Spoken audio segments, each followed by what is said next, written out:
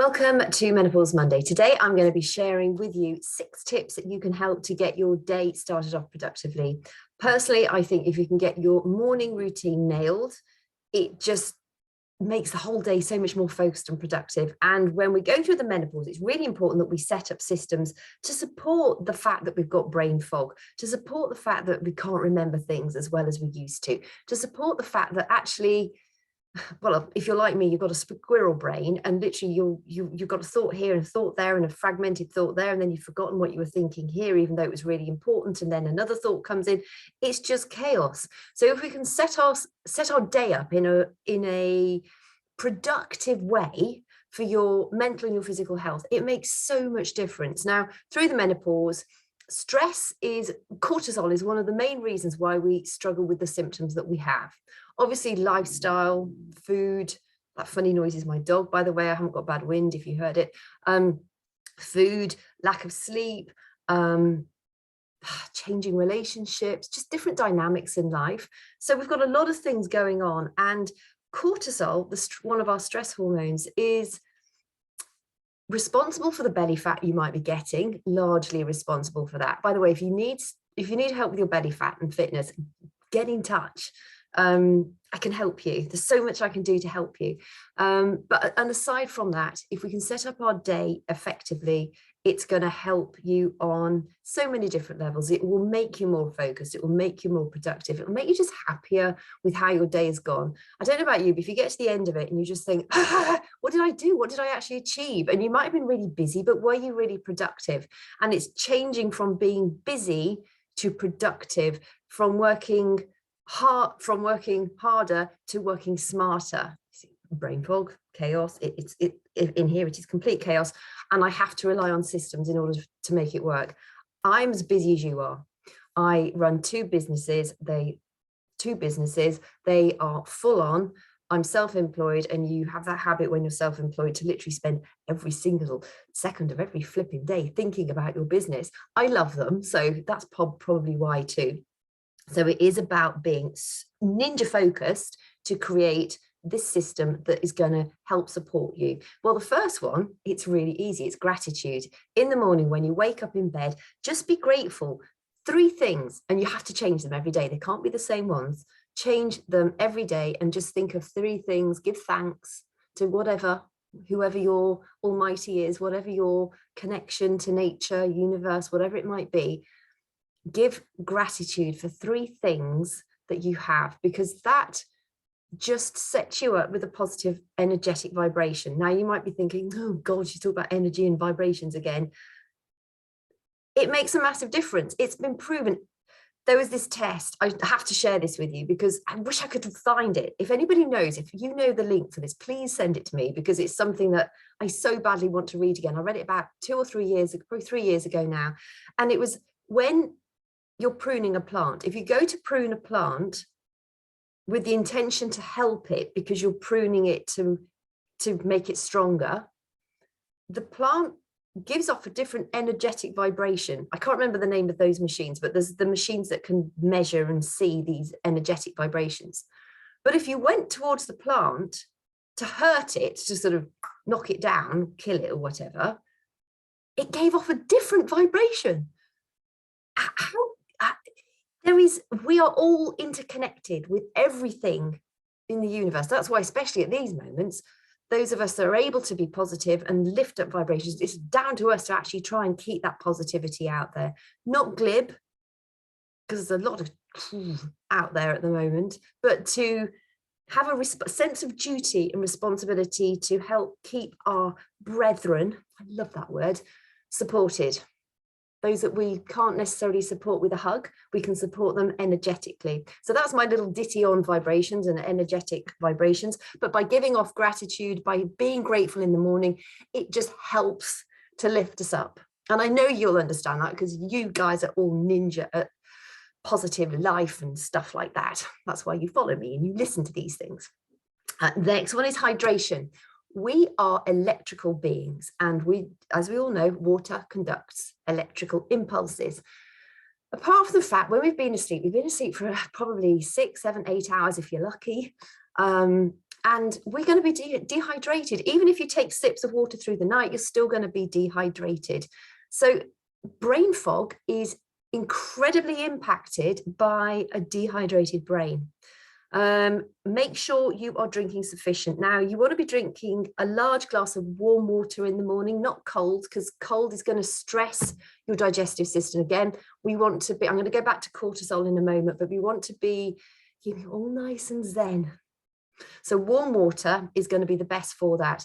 Ideally, have the juice of half a fresh lemon or a full lemon or half a fresh lime or apple cider vinegar, something like that. That's going to be really beneficial. It's going to give you important vitamins and minerals. It's also going to be good for your gut health, but that's going to help energize you for the day ahead. So I have a pint. It's one of the first things I do my gratitude in bed. I have to say a little prayer, and then I get up and I let the dogs out, and as the dogs are out doing their stuff, I get a big pint glass of warm water with apple cider vinegar. I'm addicted to apple cider vinegar at the moment, and I literally neck it, glug, glug, glug, glug, and it's lovely. Now, I know a lot of us drink caffeine first thing.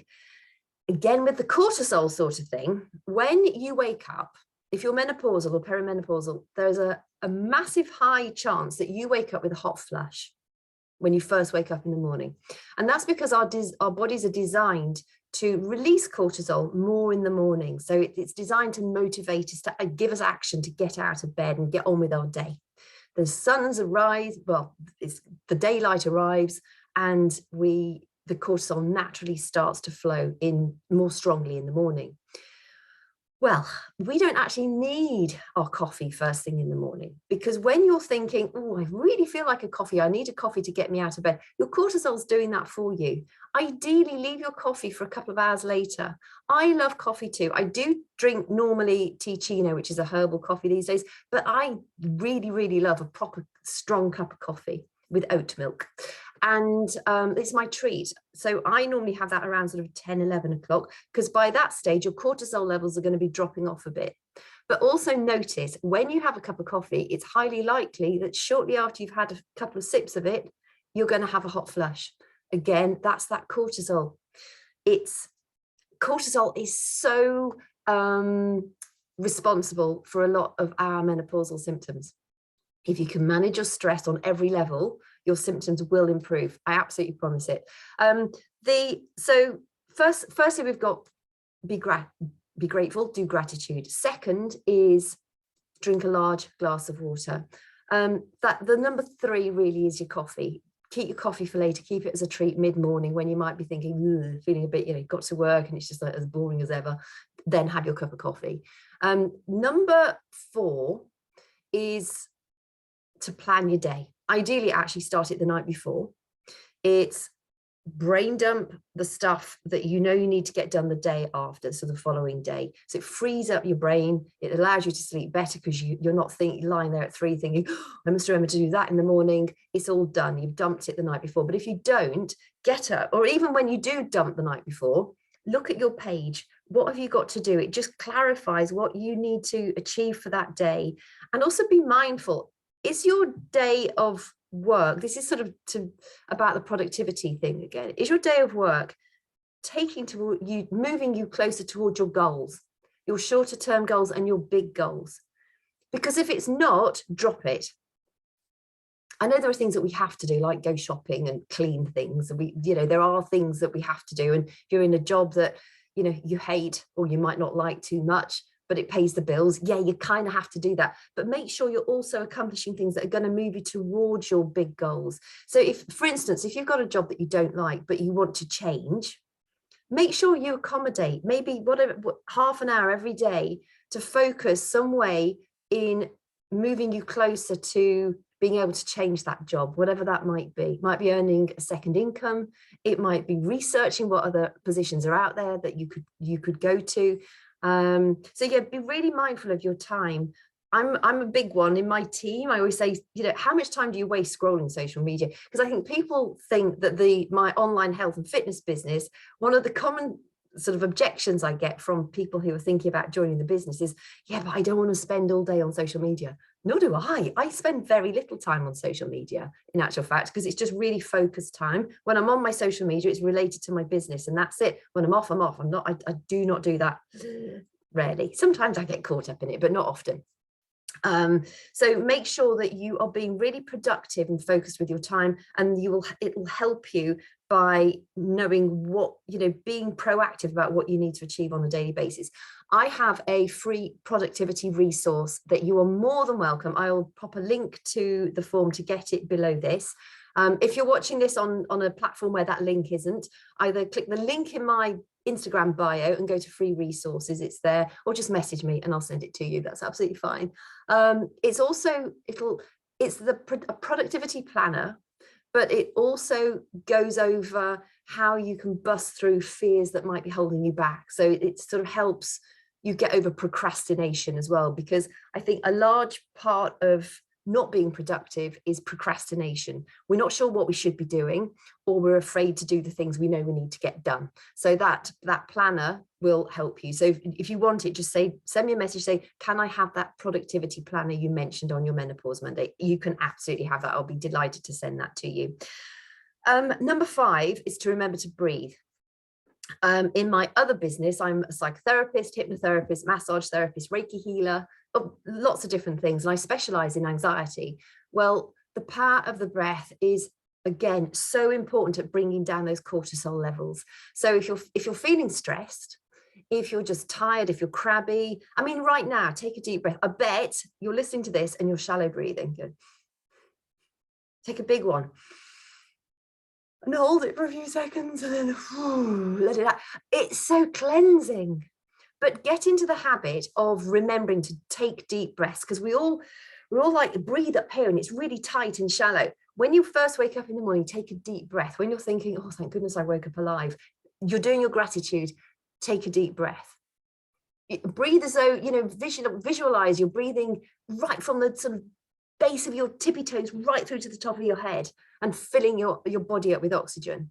When if you're sitting in the car in a traffic jam, again, remember to deep breathe. If you're standing in a queue, remember to deep breathe. If you're listening to a really boring boss, go, deep breathe. You won't know what you're doing, but it's going to make you feel so much more zen. And you're probably not going to headbutt him. Not that you would ever, but habit stacking, it's a really easy way of introducing a new healthy habit when you're excuse me, when you sort of keep forgetting to do it. If you stack it with other habits that you do regularly anyway, it's much easier to do that. So, if you've ever got downtime, if you're sitting waiting for the elevator, isn't an elevator a lift or is that an escalator? I think elevator is the same thing as a lift. If you're waiting for a lift, why aren't you taking the stairs? But if you are waiting for a lift, take a deep breath. It's so beneficial for us. And if you struggle at night to go back to sleep, if you wake up in the early hours and then that rumination starts and you get all antsy, do some deep breathing. It will help you go back to sleep. Absolutely promise you. When I get stuck in that loop of and I think, hardly stop, and I take some deep breaths, and before I know it, I've gone back off to sleep again. And then finally, exercise. You knew it was coming. It has to come because it's so beneficial for us.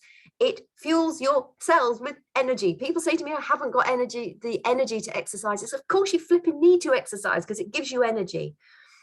Or go for a walk. If you don't fancy getting a workout done in the morning, get outside into nature. Whether it's pitch black or not, it doesn't matter.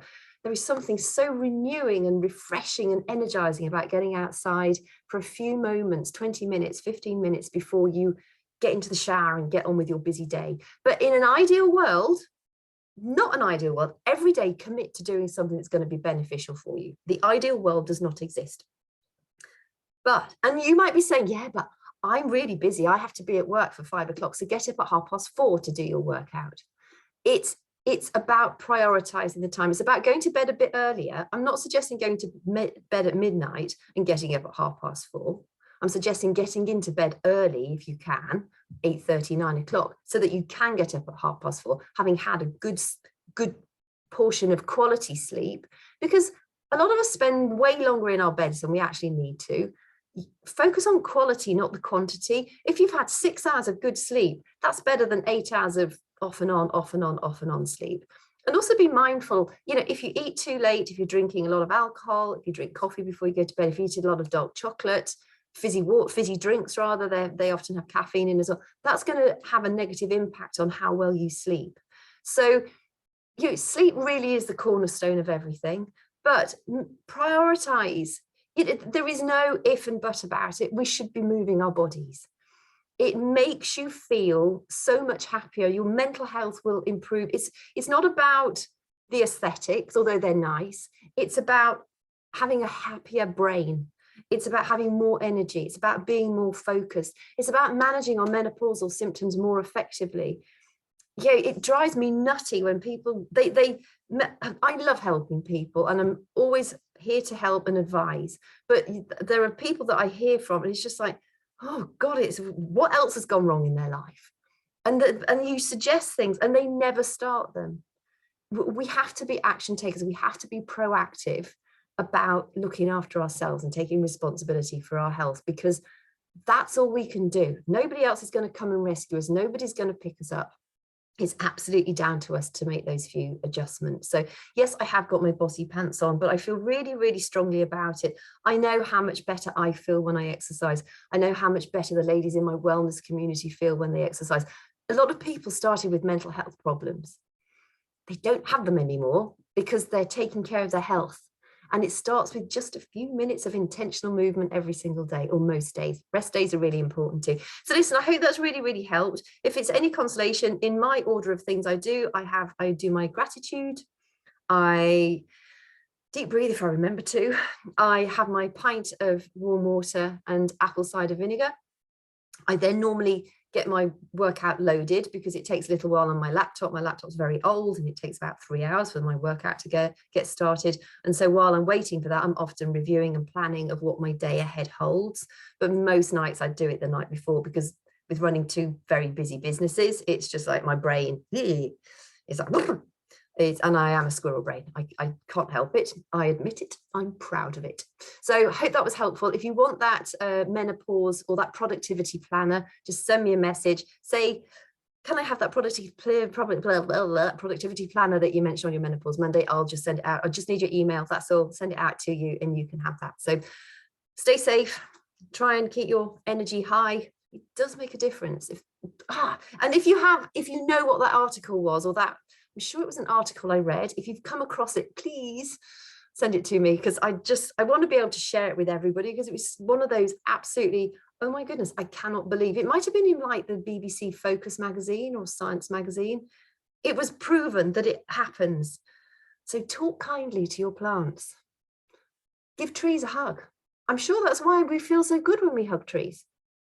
Anyway, take care and I'll catch you soon.